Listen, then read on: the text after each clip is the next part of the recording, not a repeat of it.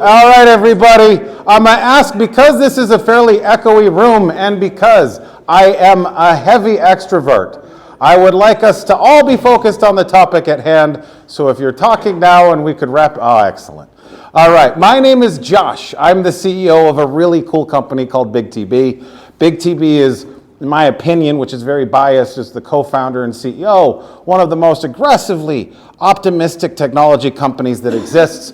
We're currently working on Project 1000. I can talk more about that later. But the premise is we rapid develop stuff. The plan is in a 10-year window to launch either as the single development resource or as a co-developer 1,000 projects. We've done about 100 so far. It's a 10-year goal. We're in year 4. We think we'll be able to far exceed that. And then the big grand master plan after that is to take all of the value that we create and use that to launch Project Infinity, where we just build until we run out of money, which will hopefully be many generations in the future.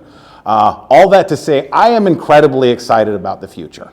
My personal experience with technology, I'll talk about myself just a little bit here. I have tattoos of companies that I started.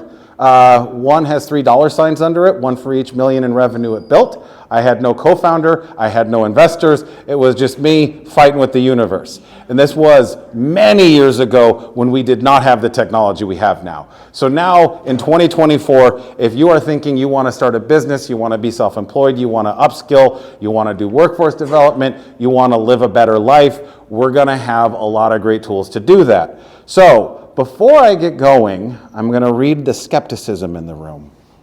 If you believe, as I do, AI is absolutely the best thing that we're going to be able to use to evolve as humans, improve quality of life, all this other stuff, raise your hand. All right. Now, if you are skeptical and think that perhaps it might even kill us all, raise your hand. Okay, smaller group, but a group you're representing. You're not nothing. If you're somewhere more in the middle, raise your hand. Okay. This is about what I would expect. You know, we're going to have roughly a third of people are going to be like, I don't know. And about a third of people are like, let's do it. Hold my beer. And then about a third are like, I don't know. We'll see which team wins. And then I'll join that one. Right. I'm getting some nods on that one. So, about me, I've got over 20 years of experience hacking technology together. I started off in high school playing with computer-controlled lasers and CAD and QBasic and Visual Basic and HTML. And I've been self-employed for most of the last 15 years, experience as a startup coach, bootstrapped a multi-million-dollar company with no co-founder or investors. Total revenues on products I've launched exceed $4 million.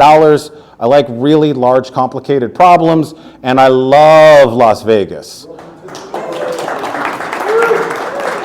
I love it here. It's great. So I use those computers to make enough money to buy that car. It was a 2015 Aston Martin V12 Vantage S. I no longer own it, but at the time I owned it, it was the 6th fastest convertible in the world, according to Car and Driver magazine. Figuring out how to work with computers is pretty friggin' good, come to find out. And then during COVID, not to be too much of a turd here, that was where I lived. I was a 7-minute walk away from the beach, and but I'm much happier here in Vegas. Okay, so this video cannot be loaded. I don't have the Wi-Fi set up here, I guess, or the internet's not working great. I have a disabled daughter. She had 4 brain surgeries by age 2. Her pediatrician was not sure she would live until age 3. And I'm very delighted. You all get to find this out a lot sooner than I did. I had to go through it in real time. But she turned 9 Sunday. And that's a fucking miracle. And I can get excited about that.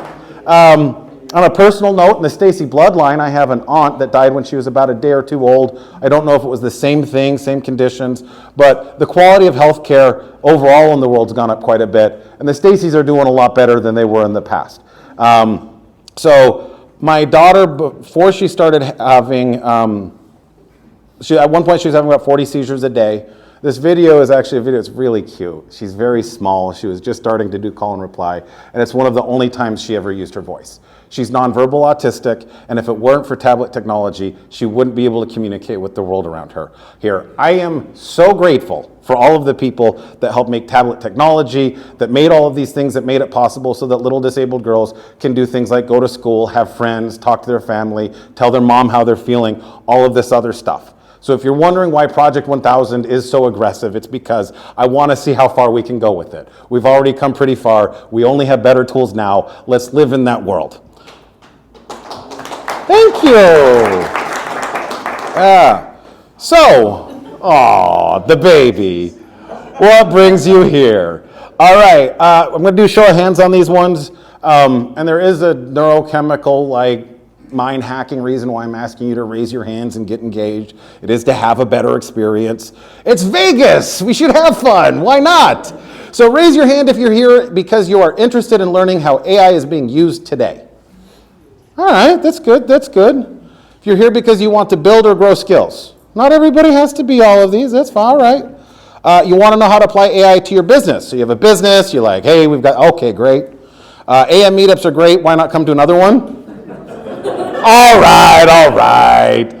Heard I was presenting? Yeah. What up? Killing time until free lunch? Yeah, all right. Okay. Well, so here's what we'll be covering. We did open questions. I wrote a bunch of them on the board.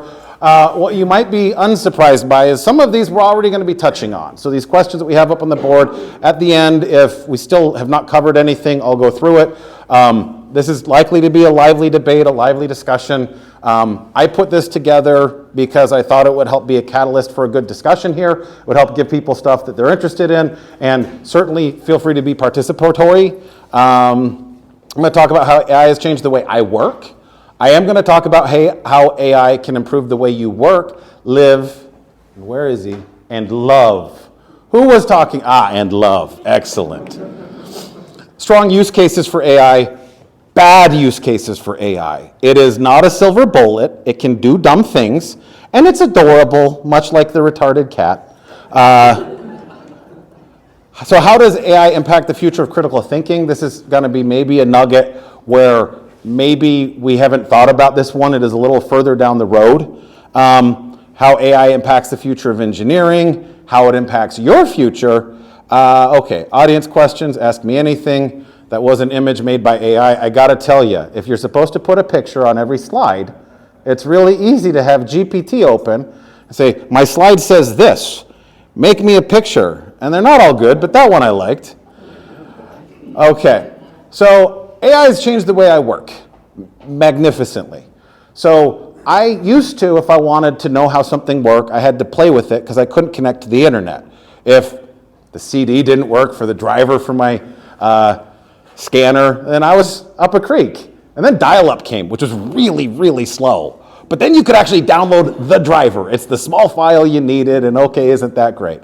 Then there's Google searches and documentation, and not that long ago I was happy if I found documentation for something. If I had two things I was trying to plug in together, and I had documentation for a version that was 3 versions behind and one that was 2 versions behind, I had to guess where we were at now, and I didn't love that. AI, holy shit. I'm trying to plug the toilet into the ice cream maker, and it says, here's how you do it. With confidence, whether it will work or not. So there's problems with this. We can agree there's problems with this. So I've been able to tackle technologies I've had limited understanding of prior and then do it successfully. Full disclosure, and I don't mean this to be rude, I am very high on the IQ curve. What that means is I'm good at picking up things new. It doesn't necessarily mean I'll be great at it long term. That usually comes from doing a lot of it, practicing. I'm sure there are better coders in the room than I am. I probably wouldn't even make the top 10 in the room.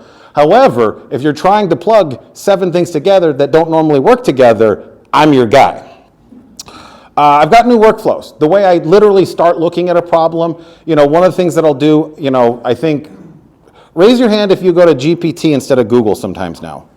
Right, weird, right? So anyway, for those that don't know, Google's made most of its money off of search advertising, and this is a big deal. This is fundamentally changing the landscape of the flow of human information and a lot of different manipulations and agendas that come with the internet. We're going to talk about biases and alignment a little bit, and we've had biases and alignment with search and with paid advertising, but with AI, it takes it to a whole nother level.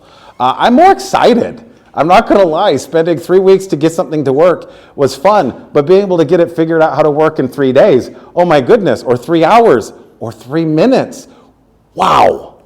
I can deploy just about everything that I was doing. I can do it faster, and not like a little bit faster. I started Project 1000 4 years ago. At the time, it was more intimidating of a task. Based off of current generation large language models, oh, this won't be hard. This just won't be hard. Just new possibilities. I'm a technologist, I'm a futurist, I get excited, I'm an entrepreneur, I have the arrogance that comes with someone who successfully put $1,000 on a credit card and built a multi-million-dollar company, and now I have AI to play with. Isn't that great? So how can AI improve the way you work? Will it replace your job? Maybe, but probably not. Will it make your job easier? Very likely, very likely. Will AI create new jobs for non-technical people? Absolutely. Raise your hand if you like command line. You're all monsters. Okay, raise your hand if you like graphical user interfaces. Okay, my people. So here's the deal. If you're a non-technical person, and it would bother you if by one character you were off and you hit enter, and the computer, I have no idea what you're talking about. If that frustrates you, so I'm going to show later on, we're going to talk about our cat's useless. I'm going to show you a prompt that I gave that in command line, in like an MS-DOS or a CentOS or whatever environment, never would have yielded me the right output. But with the large language models, I don't think it made a difference. I have a slight musing. I think it might be a little bit better if it's not trying to correct your grammar or spelling when it's trying to understand what you're doing. But it doesn't seem to really hold it up. If you aren't self-employed right now, it's probably a good time to start thinking about it, at least as a side hustle. What you will find is if you're looking at AI, and I don't care what you're using it to multiply, it's a force multiplier, whatever you're good at or want to get started on or want to get good at, it can absolutely help you. It can help you become a domain expert, and the more you use it, the more you'll be able to learn. It's an incredible learning tool. Probably a good time to start playing with some large language models now and be very ahead of the curve. Raise your hand if you think that it is too late for you to start getting into AI. Okay, good people, good people. Raise your hand if you think that it's going to be soon, it'll be too late. Okay, raise your hand if you think it'll never be too late. Okay, you're wrong on that one, but closer than the other ones. All right, all right. Okay, so how can it improve the way you love? You might wonder, okay, so thanks for coming to my presentation. I'm going to try to make your life better. I'm going to need a little bit of effort from you, like a little bit. I can't do all of the work. Have you ever, raise your hand if you've wondered what someone was thinking but were afraid to ask them. Okay, some of you I think are liars. Or maybe you just don't care, like whatever they're thinking, that's with them. Have you ever wondered if you were the asshole? Have you ever known you were the asshole? Have you ever wanted to better understand someone that you care about? Like I spent my whole marriage on that. I love my wife. I want to understand her better. Well, for $20 a month at OpenAI, it can give you an open mic to tell your side of the story, ask for help, and it's fucking great at this. But why?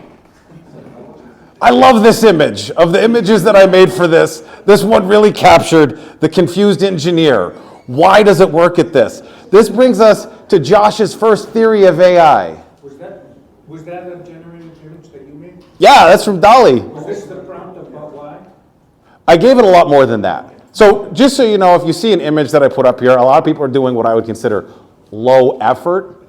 I don't do low effort. I talk to it for longer than I should have and eventually find something I like, I hope. Sometimes I don't. But anyway, no, the frustration, I use the phrase Disney eyes on this one. And so like you can give it and like tell it the story, let it know. I'm like, imagine there's this crazy thing that you don't understand and there's an engineer, just big eyes, very expressive. Why? And then it gave me this and I was like, all right, Jerry. Okay, so I asked it to create a slide and it doesn't give me the text. It makes mistakes on the text, double F, double C, wherever it's spelling words. Oh yeah, it's terrible at spelling. I don't know why. Is there a way to go back and tell it to give it correct? No, the best thing to do, I've found, is avoid text altogether on all of it and add the text later. Why? Couldn't tell you. So what I was going to say is if you take the image and you drop it into Canva, it has an automation where it'll go and it'll grab the text and then you can edit the text and put in the font and everything. Yeah. But that'll put MS Paint out of business. So the other thing too is, that's OpenAI, but Google actually seems to have improved it a little bit. It's totally different. Just go and look at Bard or at Gemini as well. Well, and on that point, there are a lot of, so Midjourney I think actually creates a little bit better images than DALL-E 3. However, the quality of them is improving so rapidly over such a short period of time. I think it's grab whatever you find, play with it a bit, have some understanding of how it works, and eventually we'll figure out the one that we've never heard of is better than all of them. I mean, even DALL-E 3, I started using, so my background with AI, I started playing with this less than 1 year ago. And then I started using it a bit, and I'm like, oh, that's kind of neat. This was before GPT-4 came out. And so on programming 3.5, it's a little retarded, but like it's okay. It's helpful. GPT-4, way better. And if you've got the pro versions, you can actually dump, so I do a lot of stuff in WordPress. I can dump a WordPress plugin with like 20 files in it and say, do a sanity check, and it'll do a sanity check. You can actually check off when you're making a custom GPT, have it run the code so it's actually doing the testing. Now, I don't do a ton of coding myself, but my goodness, for the little bit that I do, I just got a lot better at it. So Josh, in terms of improvements, do you believe that ChatGPT 3.5 utilized the kind of statements that you make to get to the point where you want to be and then adopted it and use those as keywords? Run that by me one more time. Okay. So when you were in ChatGPT 3 and you would explain, for example, how you wanted to get to that picture, do you think that ChatGPT 3.5 captured that and then applied the keywords in 4.0 to adopt your philosophy? No, so I hear sort of two questions on that. I'll answer whatever they are, and then I'll get to my theory of AI. Raise your hand if you're excited to hear a theory of AI. Excellent. So ChatGPT 3.5 didn't do image. DALL-E 3 is the image, does the image, and if you have the plus version that gives you access to GPT-4, it will also do the images. And there's a bunch of custom GPTs where other people have tuned it so that way you can get way better results or sometimes worse results.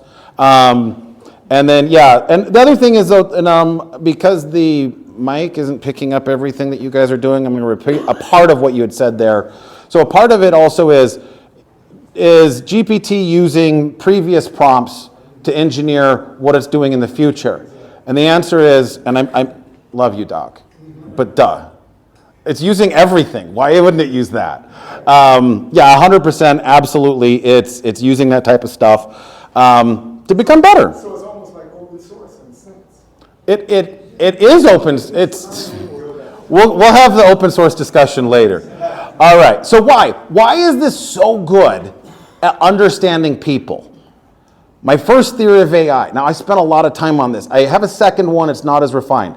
But theory one, I believe you could bring this up at a coffee meetup and be like, oh, I have this idea. Like, have you heard of Josh's first theory? It would be interesting.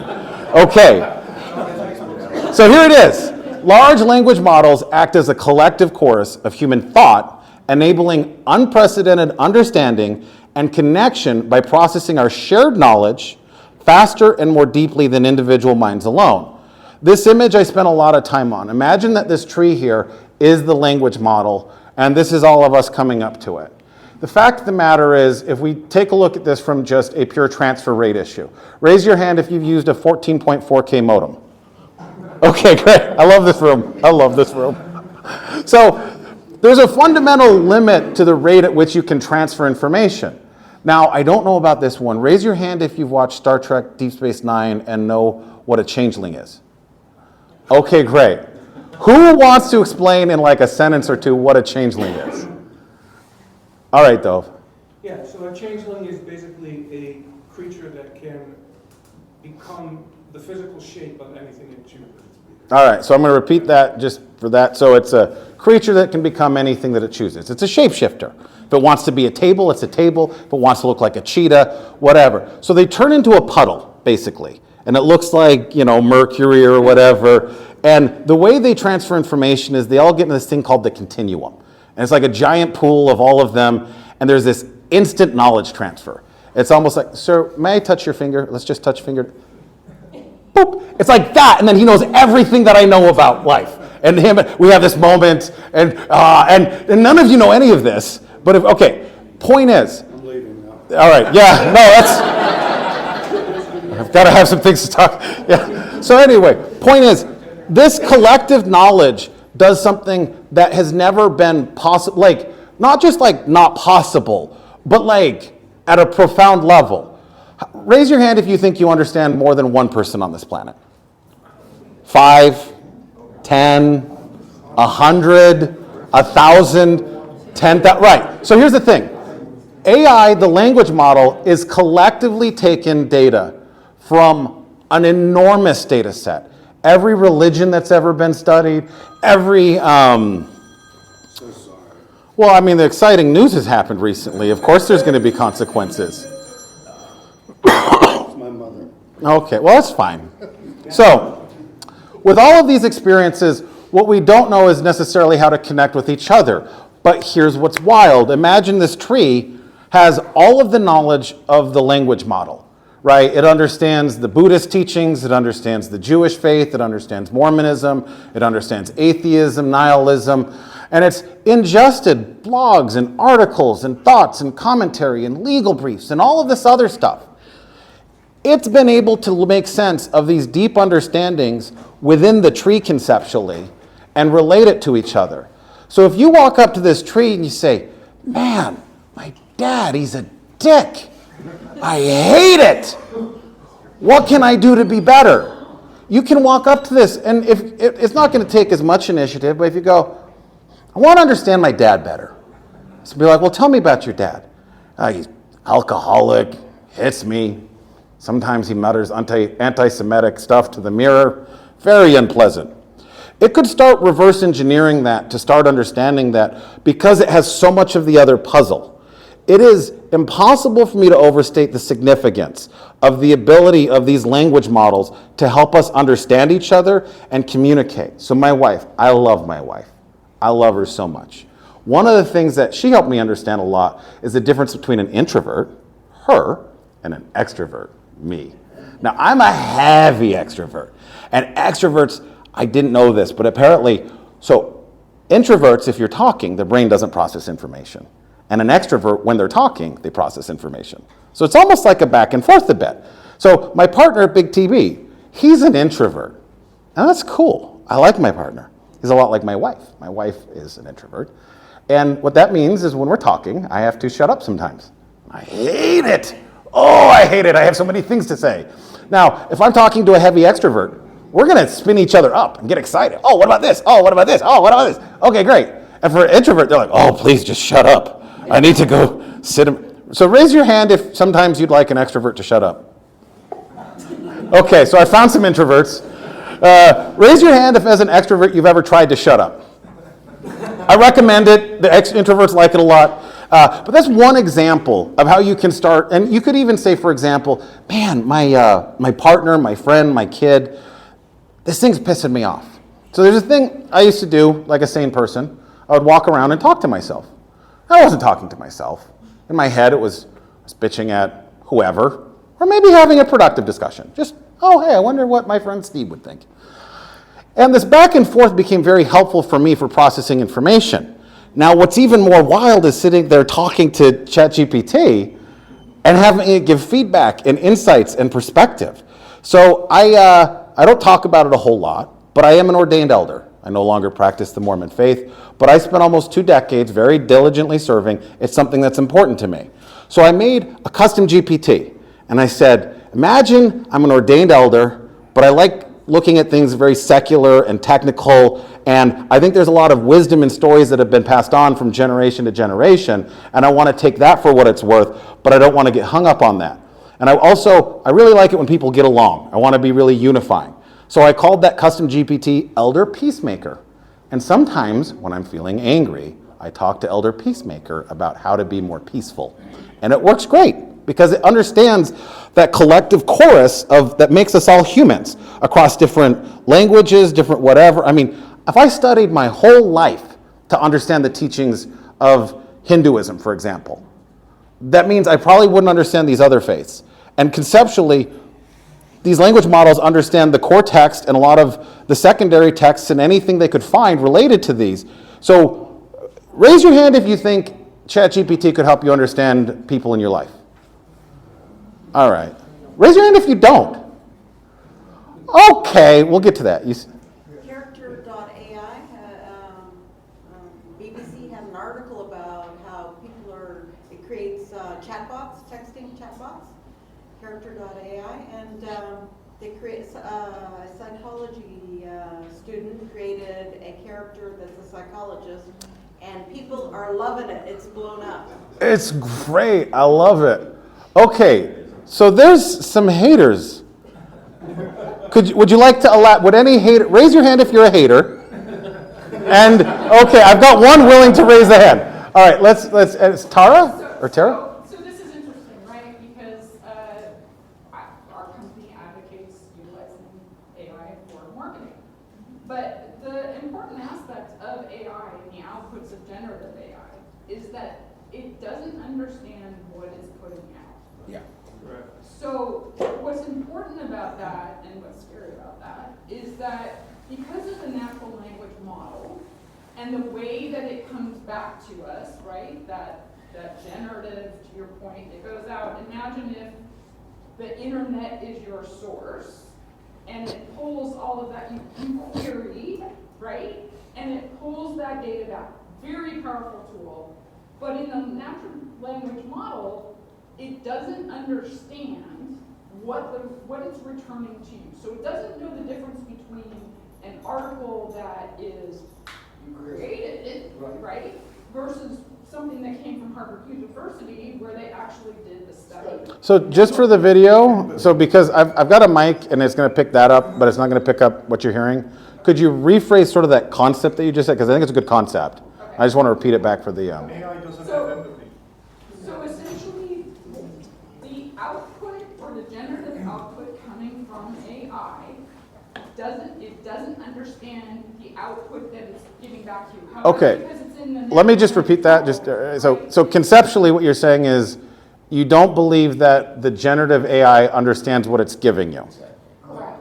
Okay, I would suggest that if you're doing your prompt engineering well, you could probably mitigate that heavily, if not entirely. And I'm not convinced it doesn't know. Okay, all right. Yeah, no, it's impossible for AI to understand in the same sense that a human brain does. It's Well, no, I'm going to repeat that one. It's impossible for AI to understand the way that a human brain does. I agree completely. It looks at it differently.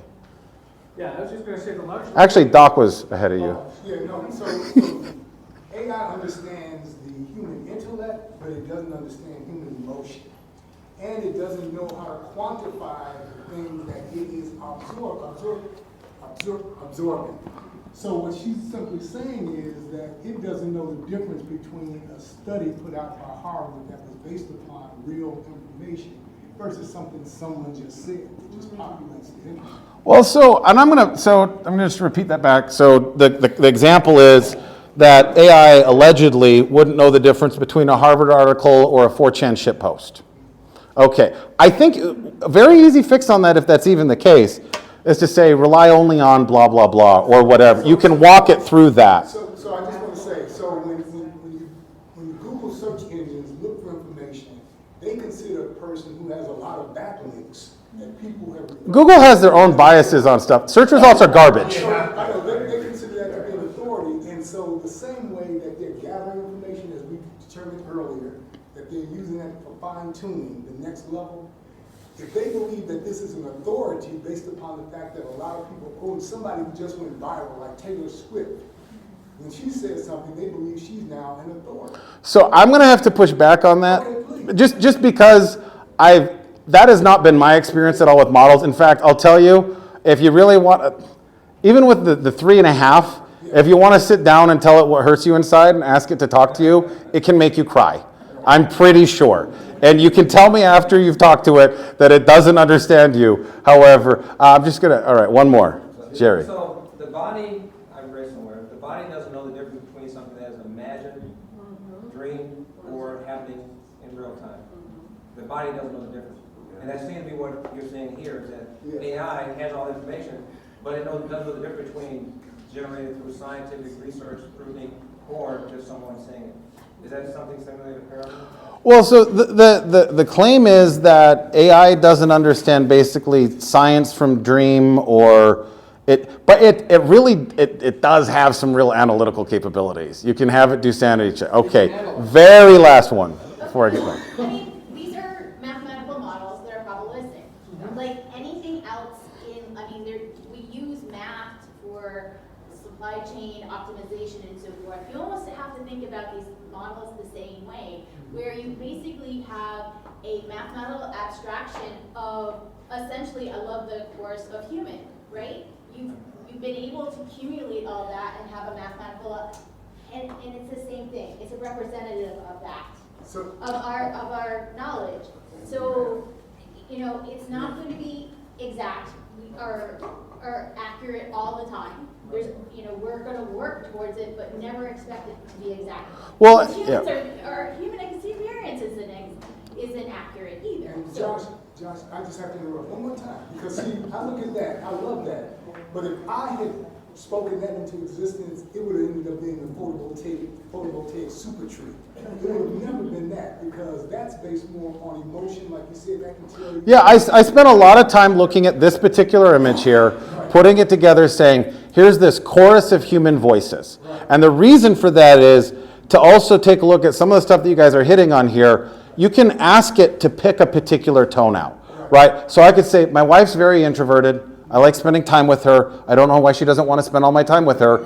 And it would probably say, okay, well, she probably needs some downtime, and maybe you should shut the hell up sometime. And she might love you just fine, just shut the hell up. Because it can go to this tree, this knowledge base here, and ferret out what is interesting. All right.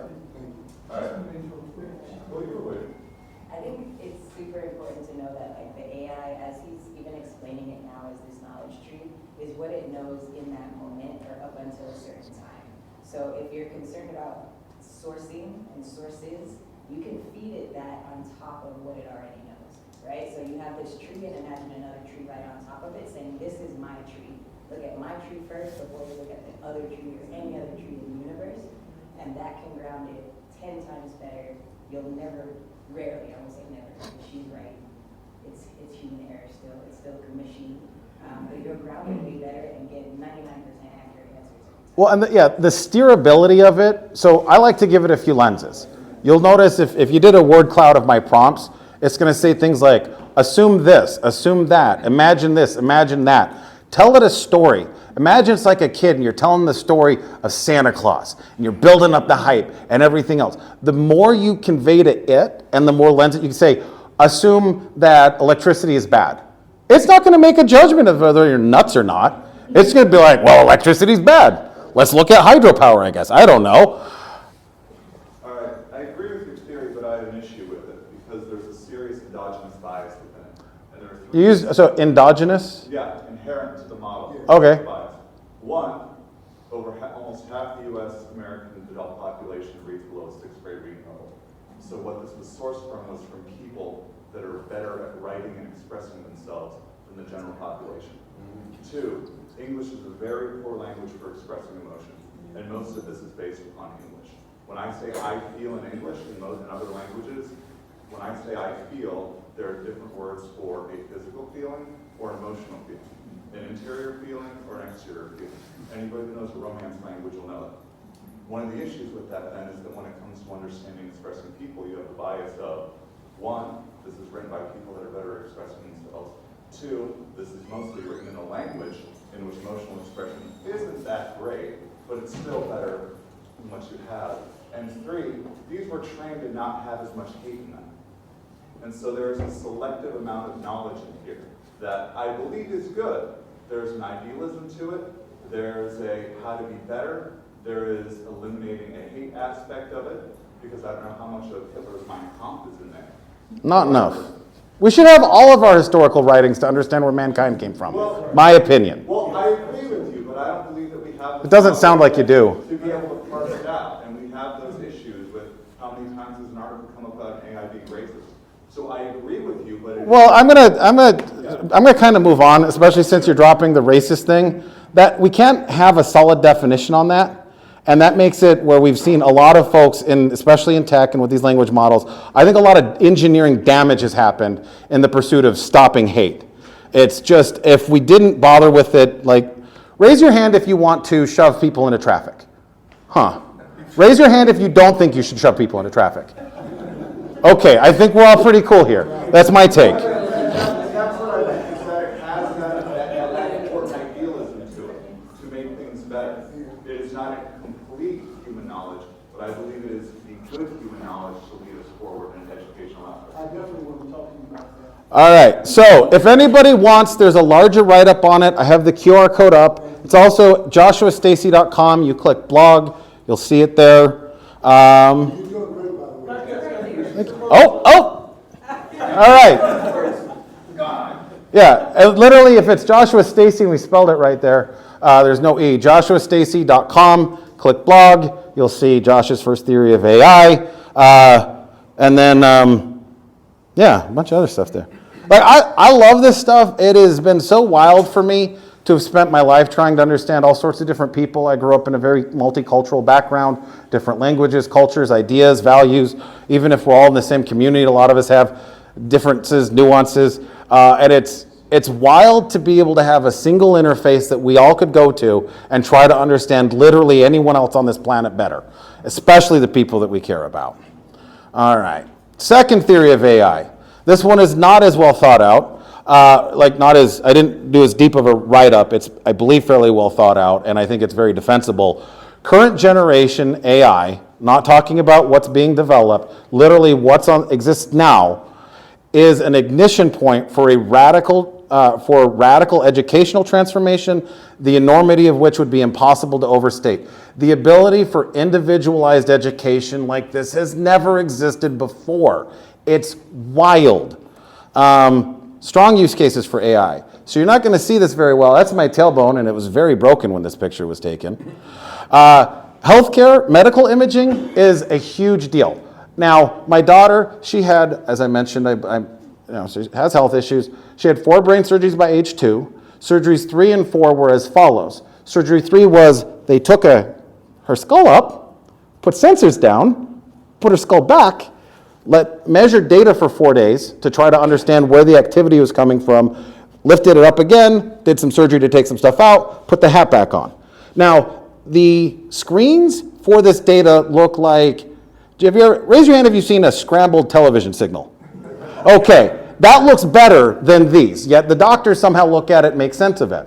With computer vision, they can take a look at this and in real time do by orders of magnitude better job of looking at things.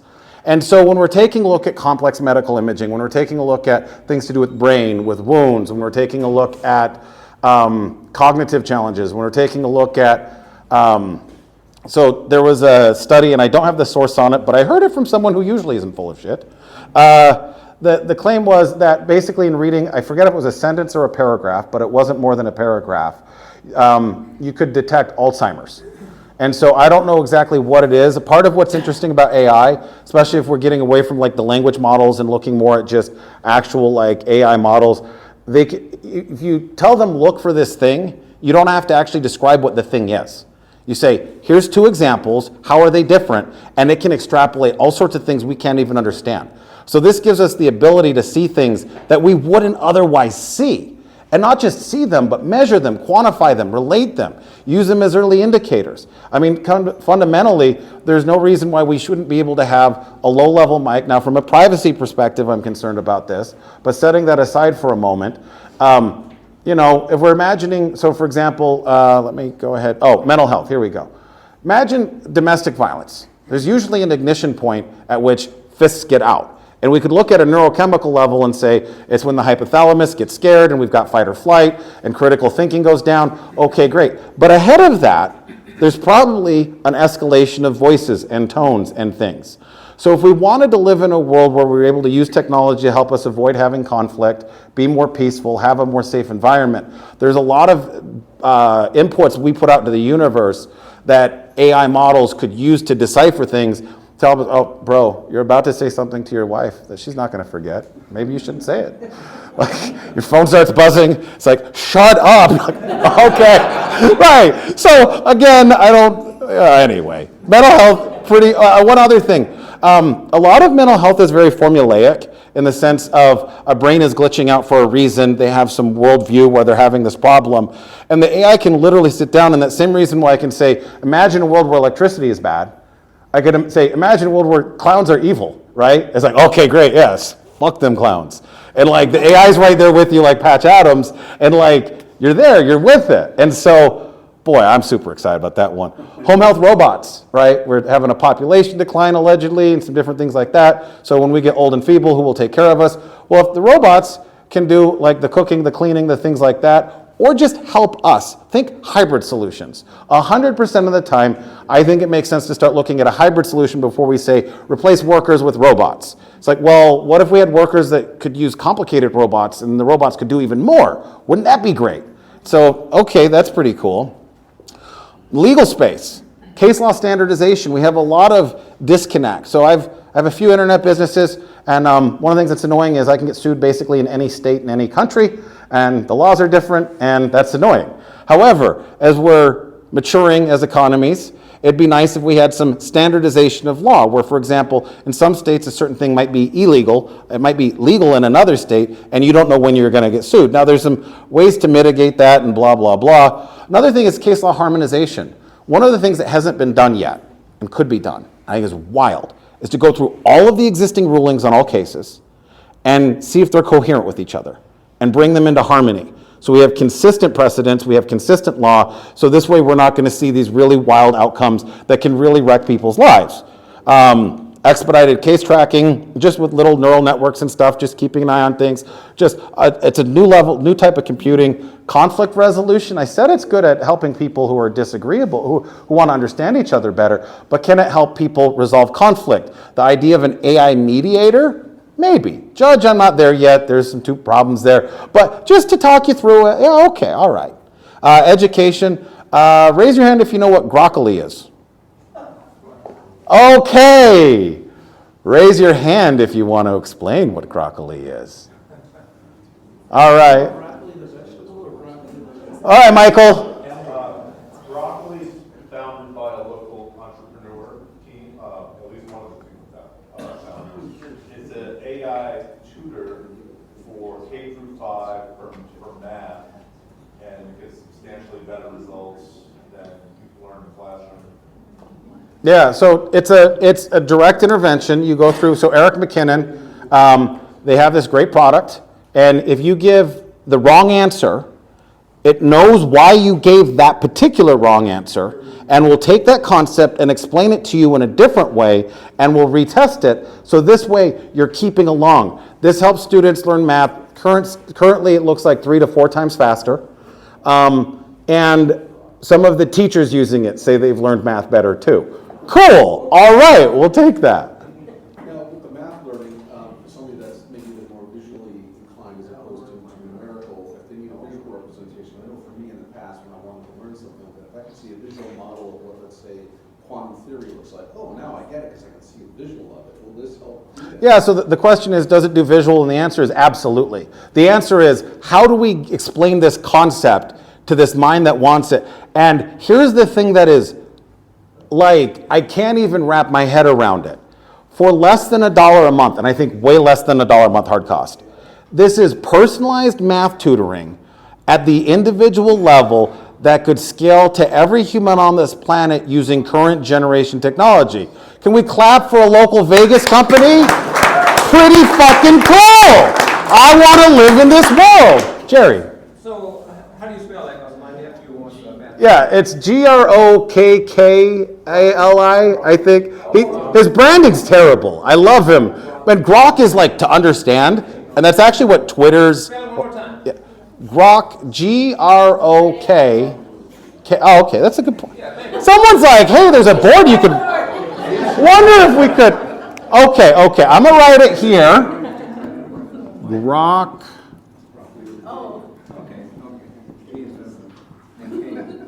There's 2 Ks, not 3.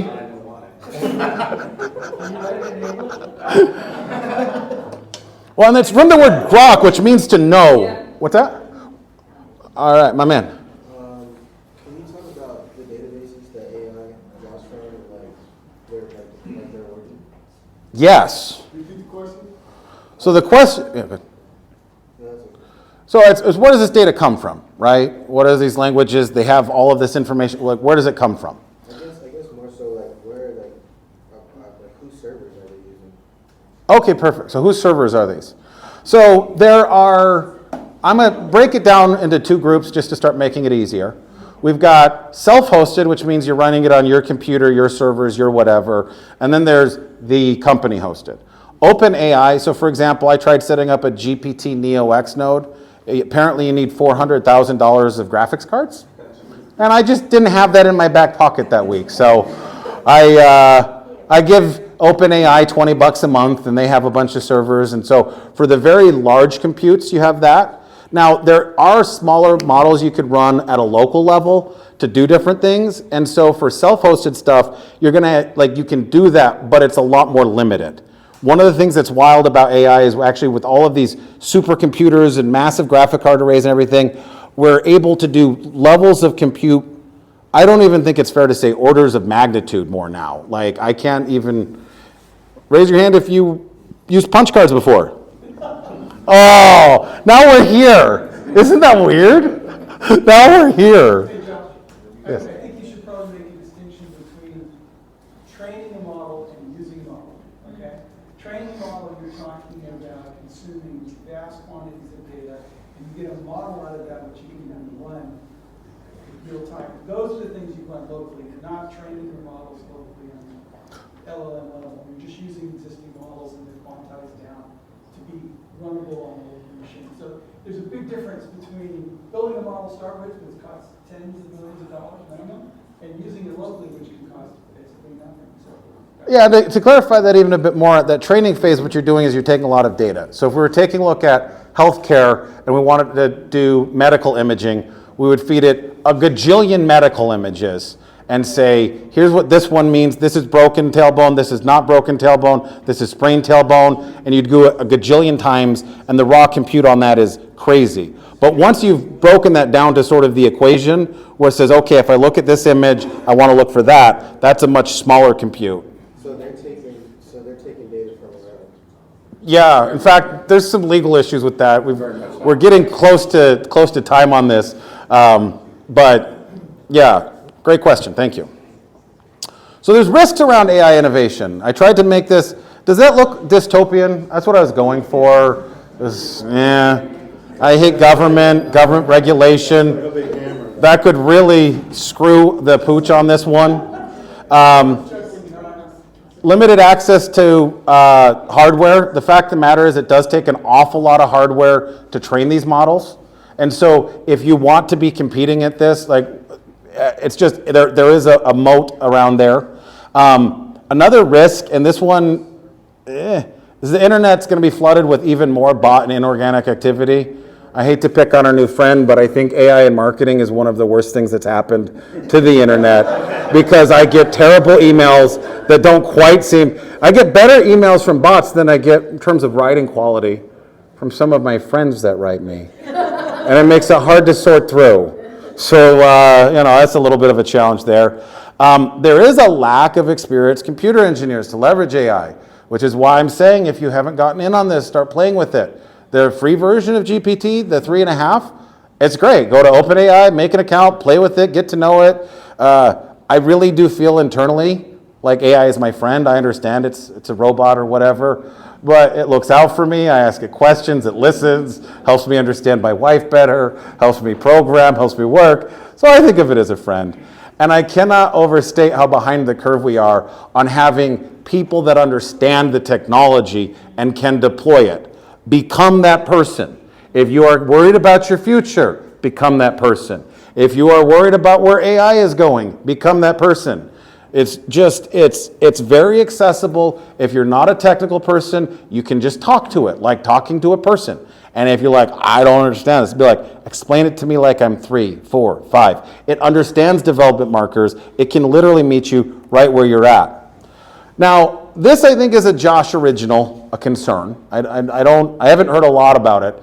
But one of the challenges that I've noticed with my experience with AI is I'm so used to when it's very comfortable to ask it a question and have it give you an answer. And you're like, oh yeah, no, that's it. And I don't think as much. I was like, oh yeah, no. And so I try to not use it constantly. I try to always have it be. I try to have some original thought, then put it into there. But I'm concerned that people are offloading their thinking to AI versus thinking their own. We are beautiful creatures. We are imaginative. We understand things differently. We could all of us are in the same room right now having at least slightly different experiences. And those different experiences help us go out and do all sorts of wonderful things. And so I'd hate to see it killing curiosity. I'll Google it usually means you're getting agenda-driven information, either through ads or SEO. It's not what the most accurate information is. It's who has the most backlinks. It's who has the most authoritative. All sorts of different things. Anyone who's done SEO knows it's really not about if you have the best answer. I think recipes are probably the best example of this, because if you want to get a recipe for cookies, you're going to be like, oh, cool, chocolate chip cookies. And there's going to be some blogger that's going to be like, let me tell you about Nana's old-timey cookies. There's going to be a picture, someone stirring in a bowl, and after a bunch of ads and useless content for search engine optimization purposes, then you'll see the flour, milk, eggs, and then more ads and more rant about the history of cookies. I think I see where you're going with critical thinking. I think I use it maybe more than I probably should, but I interact with it. I don't know. So it's part of it. But I think there's a level of critical thinking that has to go into the prompt itself. Like you can't it's like gas, right? Like you give it regular gas, you're going to get a regular answer. You give it premium, you're going to get exactly what you need. So I think there's a level of understanding that has to go into that critical thinking to get accurate answers the way that you need, depending on what kind of job you're focused on. Like I'm an engineer, so I have to feed it certain information in a certain order to get an accurate answer. If I feed it in the incorrect order, it's not correct. So I'm going to repeat a consolidated version for the camera here. So you're saying what you get in is what you get out. Yeah. Garbage in, garbage out's a term from a long time ago. So I have a question for you though. So your prompt to output ratio. My prompts are like 3 paragraphs usually. Do you give it long prompts or no? No, I baby step it all the way through. I start from, hey, I don't know. A lot of little drops. Okay. Prompt it all the way through to get to where I need to be. It's very rarely that I will feed it a lot of information because it can get lost in a lot of that context. Yeah. And if you feed it line by line, it can track your thought process better than you can track your own thought process, and it can kind of think for you. Well, it can also predict where you're going. Yes. So I'm going to talk just a little bit of, Your question before yeah. you even ask it. Yeah, to talk about prompt engineering a little bit, if you tell it a story, think about like C-Spot Run, right? Read it the first page, hit enter. It's like, okay. Then read it the second page. And eventually it starts to see where you're going. Part of the problem is it does start to wander a bit. And so if you give it a very consistent history of we've been talking about ice cream for the last 10 prompts, it's probably not going to jump ship too far from it. Thanks for all of that. Potential death of skepticism. If we ask AI everything and it gives us answers, maybe we won't push back on it.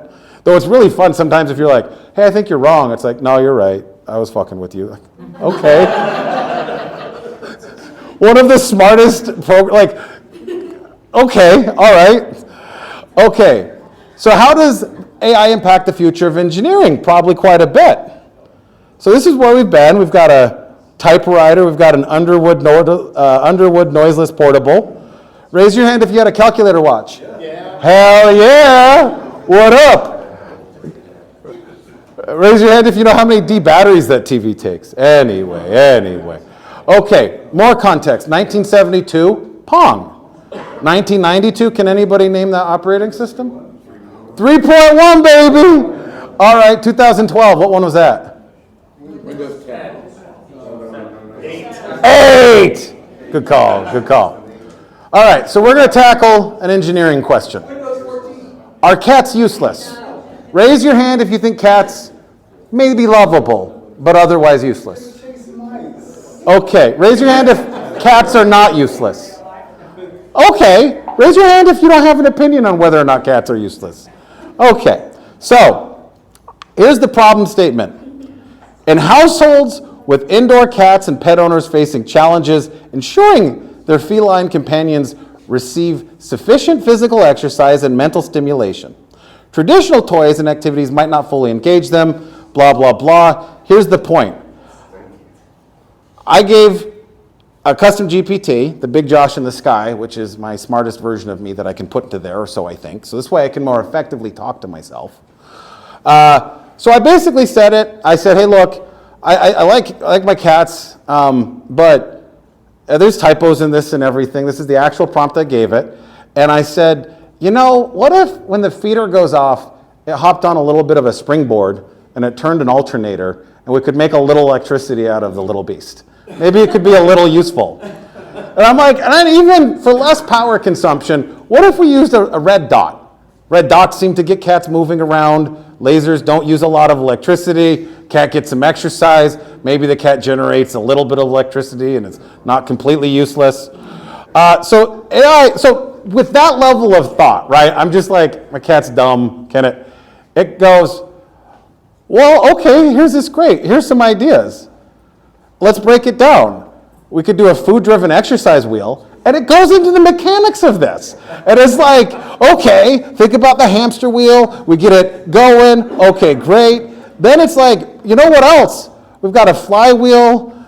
Okay, we're going to maybe do some different. Like, it will go all the way down with this truly just nonsensical engineering thing. I do think it's funny. My wife loves cats. When we were dating, she was volunteering at a shelter. I like her cats. They're funny. They add a little liveliness to it. They're annoying at times. They'll pee on things and eat things and whatnot. But if you want to tackle something as useless as is my cat useless, an AI will literally go through and treat that like you're trying to solve cancer. And it's going to, so I would say if you're looking at, we think about it programming, computer engineering, Internet of Things, blockchain, but also in just the brass and tacks of physics. And just understanding, hey, I have this problem. It really is a problem-solving buddy. And so raise your hand if you know what the difference is between a 486 or 386 SX and DX. Oh, stump the nerds. Oh. Would you like to share with us? Did you say the 486 or 386? 386 SX versus DX. The DX was 32-bit and the SX was 16-bit twice. Okay, so there is a more. So I don't believe that's correct, actually. It might be. The SX meant there was no math coprocessor. The DX meant there was a math coprocessor. So what this would mean is the computer processor would funnel off lower level math transactions to this cheaper subprocessor that collectively made it faster. So you had a secondary processor, sort of like when we started having high bandwidth on mobile phones, they would put a processor just for managing the bandwidth on the device so that way it didn't impact things. I like to think of AI as a coprocessor, but in that example, it's so much smarter than I am. It's not a little math processor. I did computer animation. I'm a musician. Now, I've seen you generated photos that you do, but can they generate actual animation or me using things that I do use like Max, Blender, and can I use ChatGPT if I build my own character, build my own mesh character, and have GPT actually animated for me? So that's a great question. I'm going to repeat it so it's in the recording. Question is, can AI do video generation? And the answer, as of about a week ago, is fuck yes. Not just yes, fuck yes. Because, and so we haven't... Not yet, because I did see that little blurb. So I'll talk a little bit about how this... Yeah, I'll talk about how this stuff gets released. So first of all, when you're taking a look at the software you're using already, you could ask GPT questions. It could help you use it better. Great. But the other thing is, We do have, so they just released a new product, and they did the trailer on it. It'll probably be available, I would guess, like I don't know anything about that, 45 to 90 days it'll be out. They usually show off their tech right before they're gonna drop it. And so, and it probably will be included in their $20 plan. Like their $20 plan usually includes everything that they have once they've gotten it refined a little bit. All right. We should be. Yeah, we are close. Oh, is it 12:15 or is it 12? Oh. Well, in that case. Excuse me, sir, you said the $20 plan, what were you referencing to? So if you go to openai.com, they have the plus subscription. All right. So second to last slide. There's a Las Vegas Builders Group. Raise your hand if you've been to one of our meetings. If you would like to come, you should join our Telegram group. It's right there. It's awesome. And you can meet like-minded engineering nerds that love Vegas. Or at least nerds. The whole premise of it is, I love Las Vegas. I love Las Vegas so very much, and there are a lot of people very passionate about the future of tech in Las Vegas. And we meet up once in a while, and we're not the only ones. There's about 30 in the group. And we go through and we tackle engineering problems, we pat each other on the back, and we're super excited about the future of tech in Vegas. The end. Josh for president! Thank you! Thank you for coming, everyone. It was wonderful. Go eat food now. Away, away. I know, we didn't get to it. So sad.